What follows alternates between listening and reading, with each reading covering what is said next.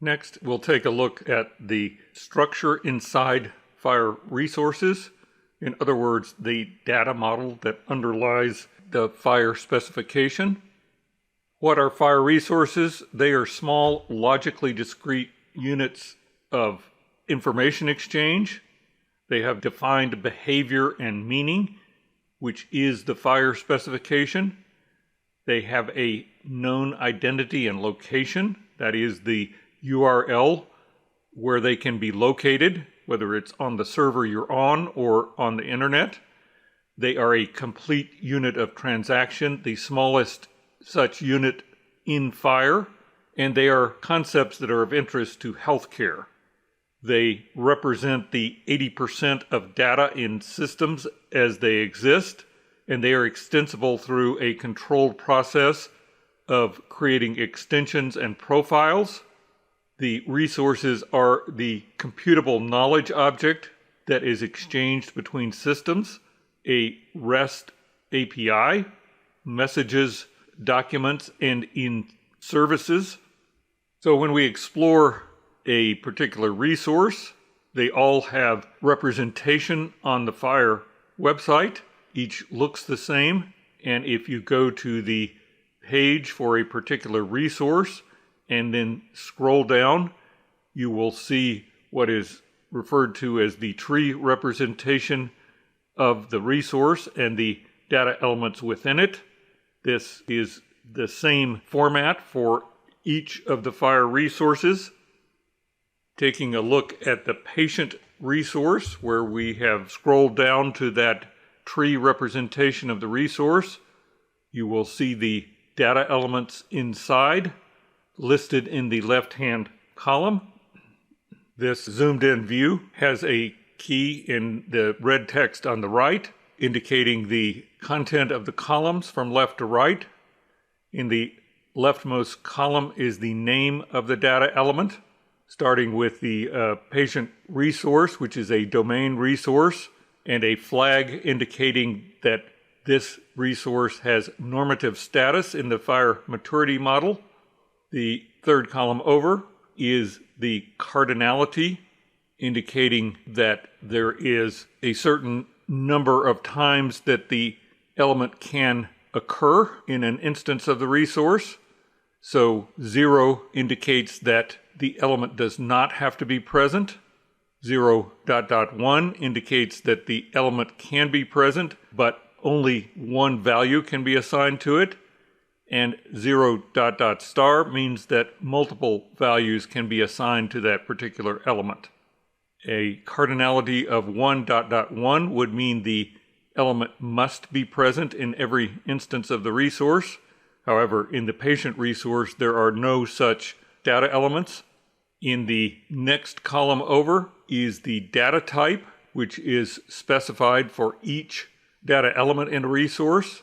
And in the rightmost column is the description, including the value set if there is a required value set.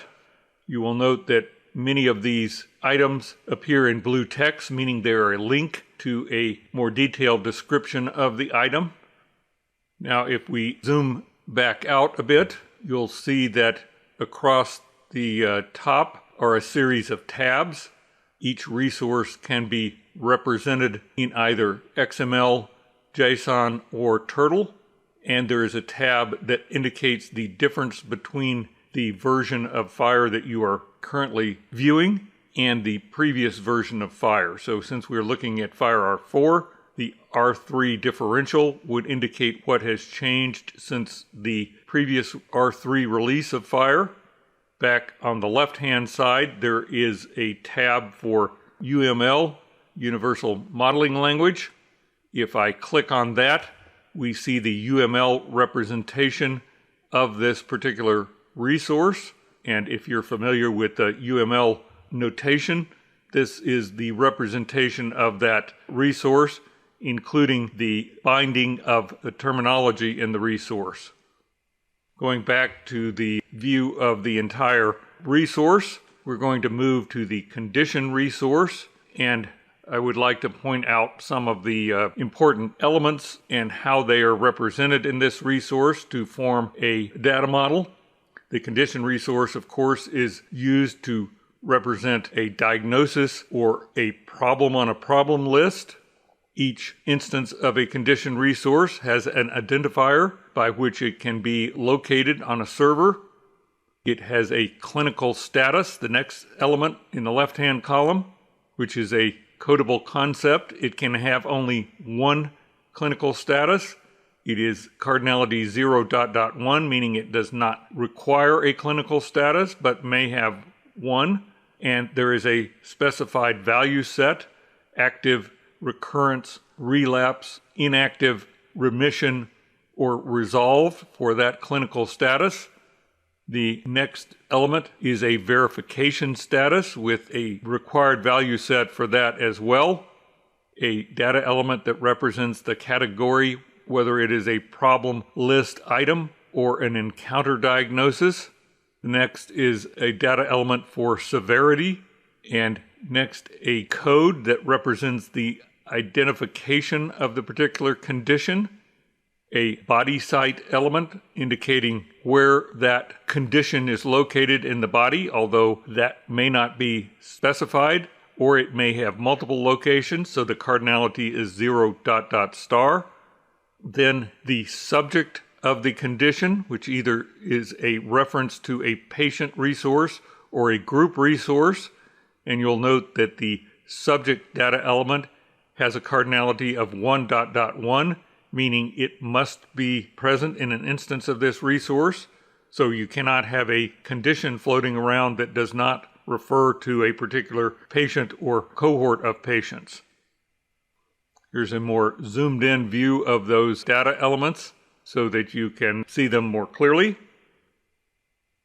And for each data element, there is a data type. If we click on one of those, such as reference, we'll see the detailed description of a reference, which is a normative item in the FHIR specification.